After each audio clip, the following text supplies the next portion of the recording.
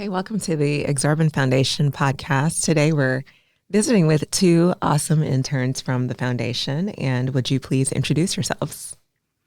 Absolutely. Hello, Shauna. My name is Shohina. Great to meet everybody. I am a business development and research intern here at the Aksarben Foundation. I help with our sponsorship initiatives and in general, just having partnerships here in the community. Really excited to be here. Yeah, I'm Litzy Morales. I'm the event engagement and strategy intern at the Aksarben Foundation, and I help with planning events for the Nebraska Tech Collaborative and scholarship and initiative. Yeah. You guys are so fun to work with. So, Litzy, you've been with Aksarben for about how long now? Almost a year. Almost a year. So it'll be, I think, a year in June. Is that right? Yeah. That's amazing. And how about you, Shohina? I should know the answer to these questions. November, let's see.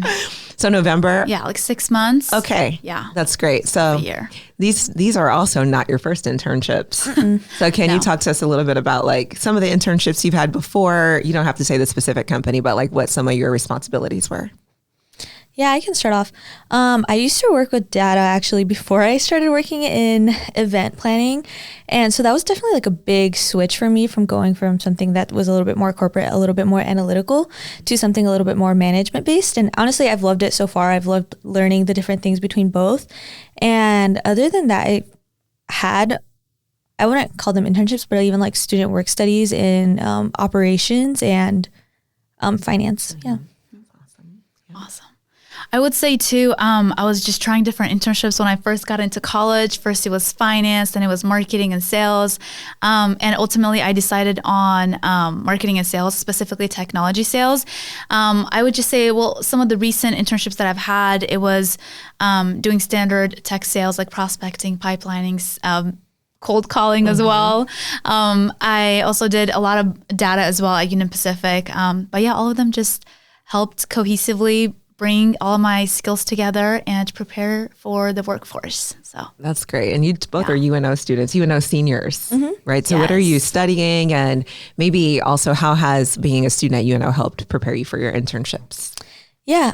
So I'm a business administration student. I concentrate in management and marketing as well. I've loved being at UNO. I feel like the College of Business is really great at UNO and opens up a lot of opportunities. Even like in my professional selling class, we're always partnering up with companies. There's always space being opened up to network, space being opened up to connect with professionals. And additionally, just UNO's like Greek life. I've had leadership opportunities within my sorority, currently serving as chapter president. I feel like all of those opportunities have made me grow up and become the person I am today. I agree. I think student organizations play a huge role in developing those skills like in undergrad, because you don't even have to have an internship to develop them. You learn leadership early, how to work with a team, how to sell your club basically to other students.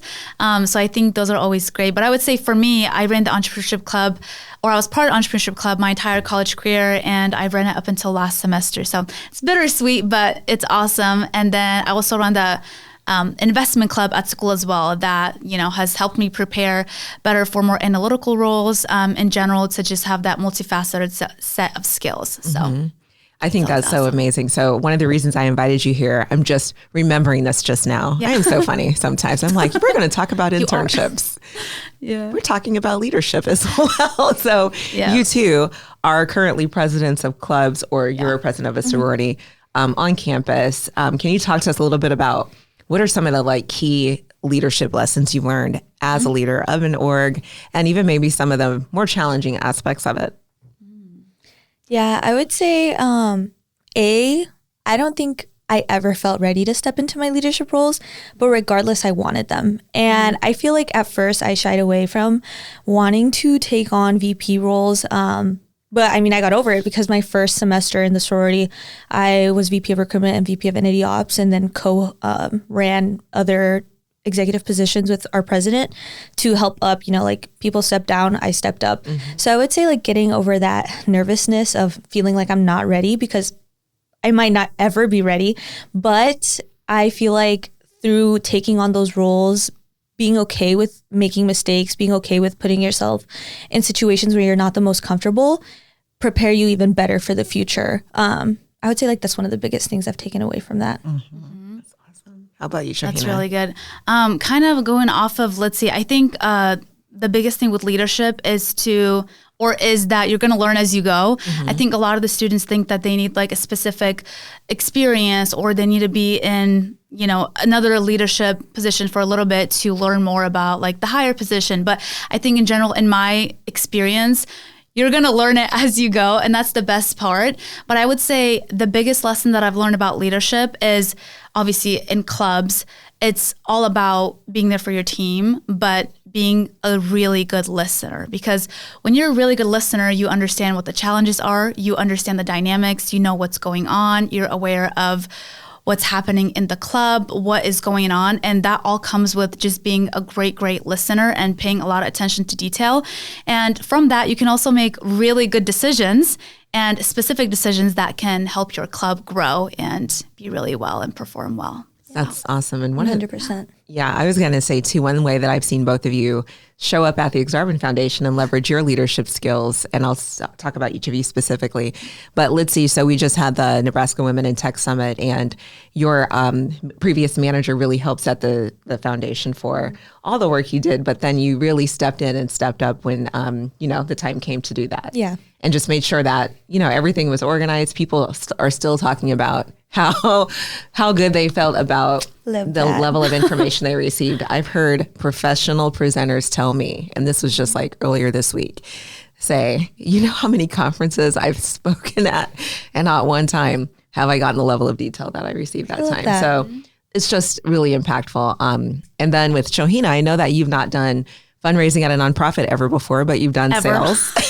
Yes. And I remember when we first met about this, I was kind of like, it's like sales, but through relationships, and you're a great listener and communicator. So bringing that to an organization like the foundation is so key. So 100%. I just have seen both of you really step up and use those skills that you learned outside of the foundation. Thank you. Here at the foundation. Thank you. Yeah. They became very handy for sure. Sure. So let's see. Okay, good. We have time. So just going back to like internships and leadership and things like that, what would you say are, two sides of this? One is, what are some ways that employers can be like great supports for interns? And then for people who are thinking about internships, how can they give, let me think about this question before we run out of time. Oh my goodness. It's okay. But how can they bring their best to that position and offer the most value? So one is mentors and employers, how to be great hosts for an intern, and then value from the intern. I'm so excited to answer this. Then you start then. No, let's see. You go. I was going to say, I guess from an employer side, opening up the space for your intern to shine, but also recognizing that your intern will most likely make mistakes.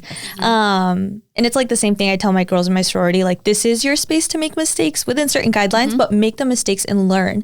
And I feel like almost the same with internships, like open up that space for them to grow and shine, but mistakes will be made, but you are there to help guide them to grow, to the fullest that they can and become the leaders that they will be. I mean, I would say like younger generations, like we are the leaders of tomorrow, next year, so helping them develop into that. And then interns, with that being said, if those spaces are open, don't shy away from them. Like, take charge of that leadership opportunity. Whatever it is, it might seem small, make the most, make it big and make a big impact. Yep. I love it. I love it. Let's see. That was a really good answer.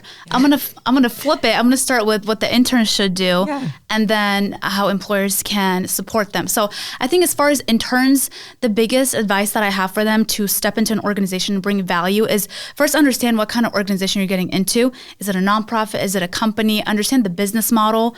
How do they make money?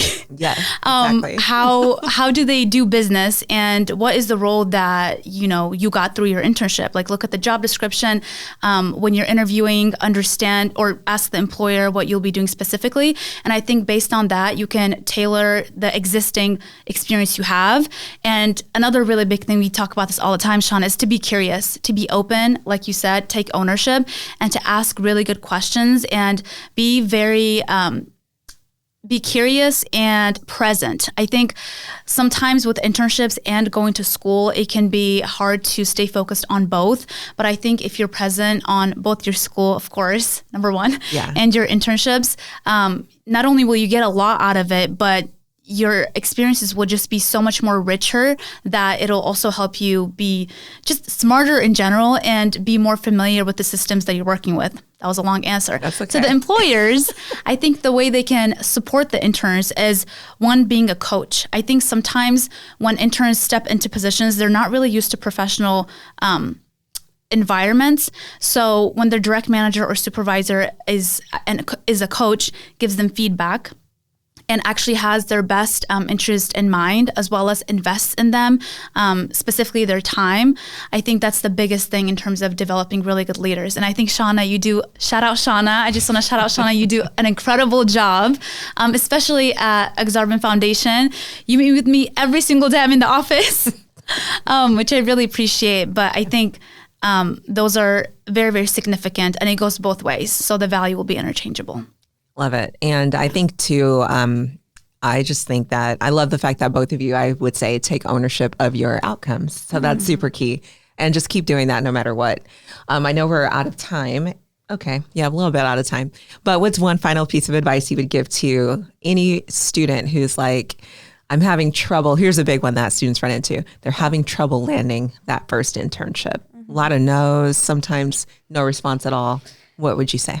I would say I would lean a lot on what Shohina said of doing your research before you go and talk to that company and make customized questions to that. Like, what are you interested in? 100%. What do you want to learn more about then more than just, do you have an internship open? And with that being said, one thing I always tell everyone is don't be a robot. Like, be yourself. Don't be so standard. And like, they're human too. That's the biggest thing to remember, is that the employer that you're talking to, the representative, is a person. They're a human being. They might be just as nervous as you are. So be yourself and let your personality out. 100%.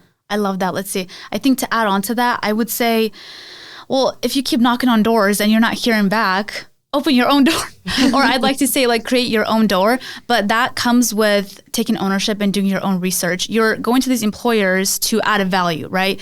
What kind of value can you add to their organization? Reflect on what skills you have, what experiences you've had, and where do you want to go? If you don't have too many interests, that's okay. Just lean on your curiosity. Like, whatever you're curious about, just lean on it, and that'll, help you go to the path where you can figure out what you really want to do. But figure out what value proposition you can bring into this organization so that you don't waste your time nor the employer's time, because it's just more enriching, I would say. But yeah, be prepared and keep knocking on doors, keep calling people, keep networking, keep emailing, and you will land your first internship. Be intentional about the conversations you're having. That's so true. 100%. And I do love the fact that both of you have talked about the importance of networking. It's so key, especially with Nebraska being very much in a relationship-driven state. Yep. The better connections you have, the easier it is to land your next opportunity, because people 100%. Can advocate for you when you're not in the room. So make a LinkedIn. Yes. Okay. Yes. Top advice. Create a LinkedIn page. Yes. And keep it active and up to date. Yep. Employers 100% look at that. So yes. Awesome. Have your personal brand.